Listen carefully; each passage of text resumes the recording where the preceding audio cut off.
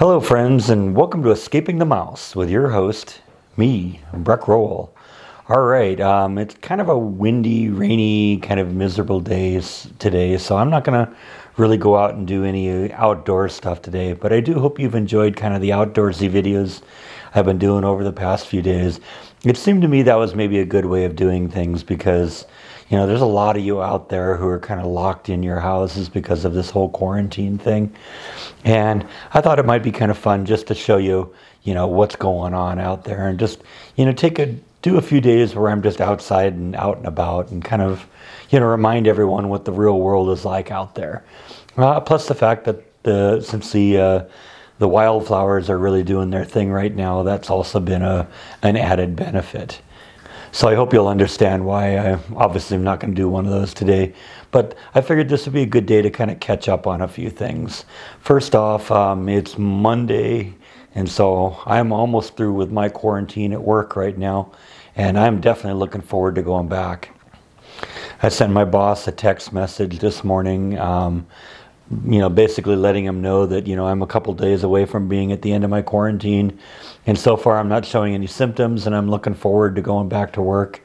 And he replied back almost immediately and says, yeah, we're looking forward to having you back. So I'm glad that they're still happy, you know, with me as an employee and are looking forward to getting me back into the mix, because let's face it, this has been a weird couple of weeks. And, you know, I've been unemployed basically since I arrived here in May. And you could actually make an argument that I was unemployed even before that, because basically the work at Disney stopped within like the first week of the new year last year. And so, you know, I wasn't working a whole lot during that time, at least not, you know, getting paid for it.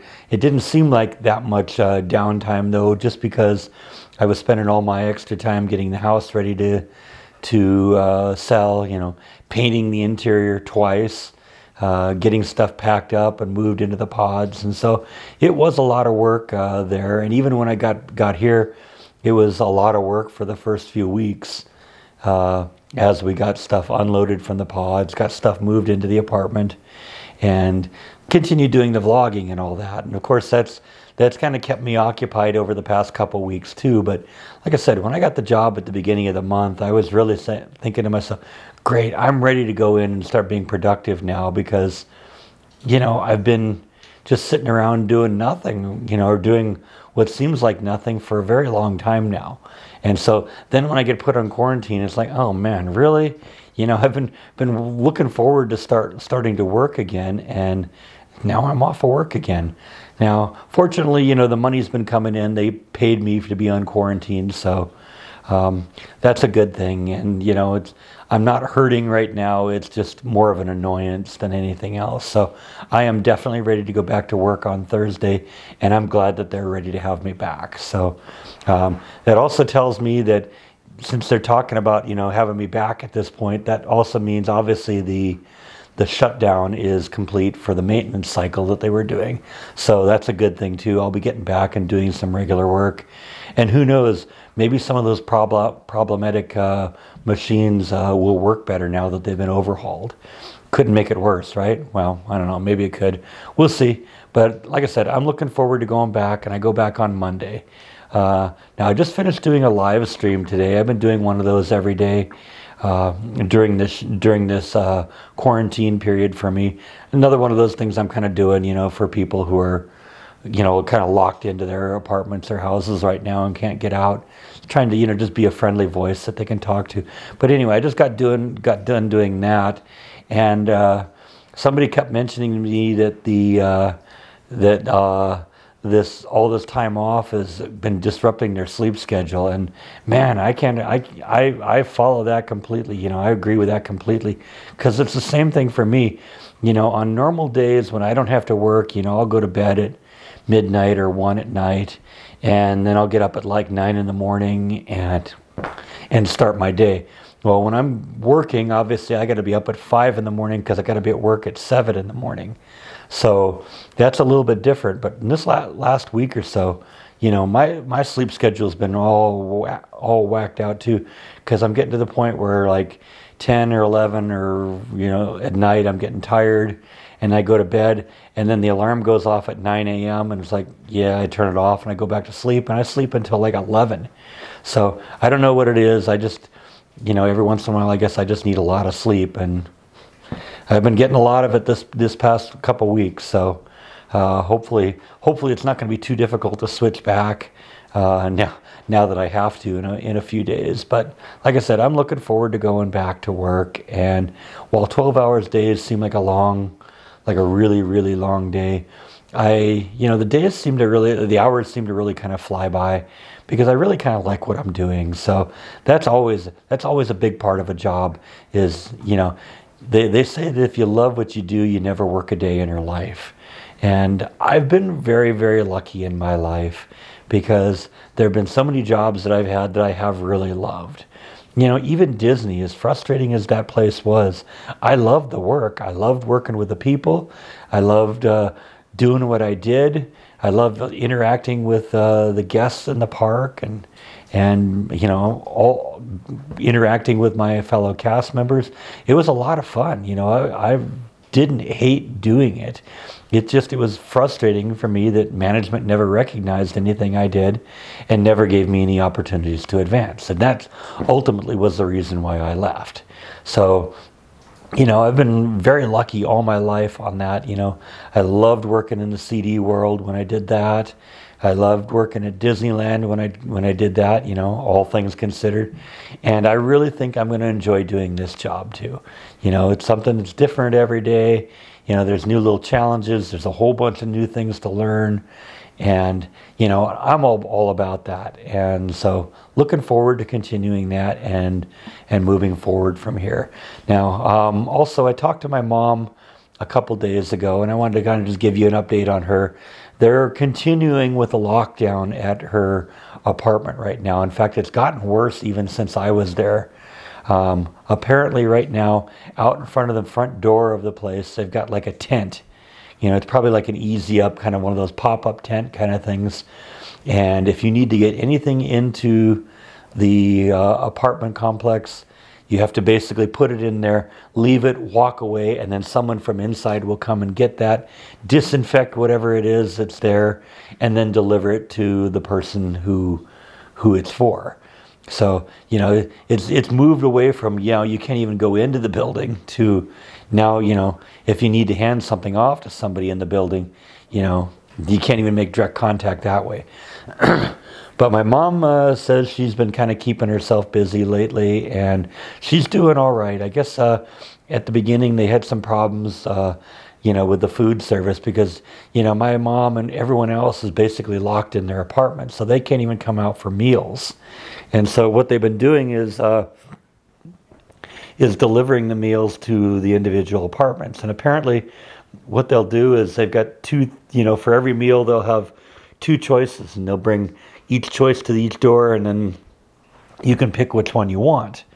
Well, that sort of becomes a little bit of a problem when you're down at the end of the hallway like my mom is, because then by the time the food gets there, it's a little bit cold and that kind of stuff. And apparently the selection isn't that great right now, but it's, they're kind of improving things a little bit. And my mom's been kind of, she's got stuff in the refrigerator too, so she sees something she doesn't really like or isn't really in the mood for, she'll just have an apple or an orange or some yogurt out of the refrigerator, and she's doing fine on that front.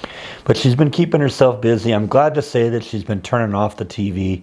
That's probably the best thing in the world for her right now, because she always kind of watches a little too much TV, and in cases like this, it's not a really good time to do that, because the media is more interested in just getting eyeballs, and they don't really have any new information to present, and so they just start repeating the same thing over and over again. So you tune in the news, you watch it for 15 or 20 minutes, and you're caught up. At that point, just turn it off, because it's not doing you any benefit to watch the same story repeated over and over and over again. But she's reading some books and talking to people on the phone and keeping herself up,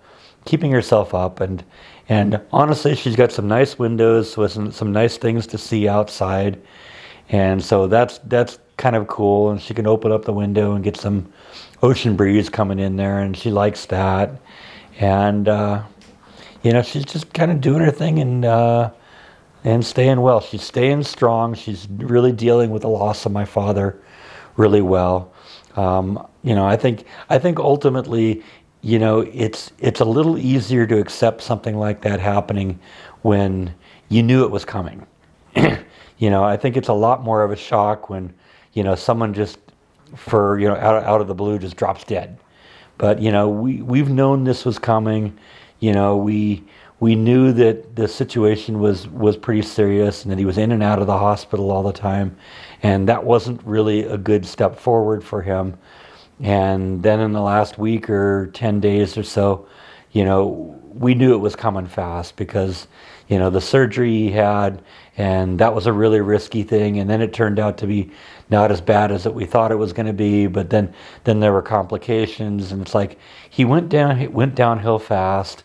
But we knew it was coming, and I think we were just kind of grateful that it was over, that the suffering was done, because he was really miserable at the end. He wasn't, living a real high quality of life, and the pain was just unbearable at the end. So, it was really a blessing when he passed. And I think that made it easier on my mom too. She had a little bit of a difficulty at the graveside service, but we all sort of did a little bit. But I think that also offered her some closure and allowed her to start moving on with her life.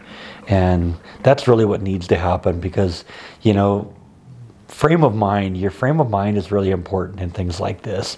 And my mom's not a kid either, and sometimes if you're depressed or upset or unhappy or anything like that kind of wears down on you after a while. So it's good that she's kind of gotten past it and is trying to keep upbeat and all that. She was actually starting to make some friends at the apartment, which was really good. And I'm actually a little sad that she can't, interact with people right now. But once we get past this whole thing, she's gonna, I think, gonna thrive in that place.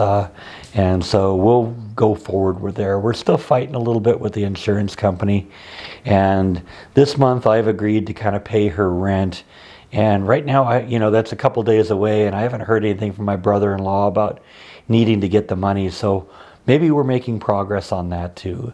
And if we can get that long-term health care to kick in for her, then things will definitely get better, because then she'll kind of be on the point where she can support herself, and she'll have a little bit of spending money because she got some money for the house. They had a reverse mortgage, and my father had a couple of seconds on the house, so that obviously all had to be paid off and compensated for. But she's going to end up with a little bit of money out of the house that should help her for the rest of her life. Because things like rent and all that's all going to be dealt with by the long-term health care when that finally kicks in. So everything else she has is basically just it's money for her to do what she needs to do.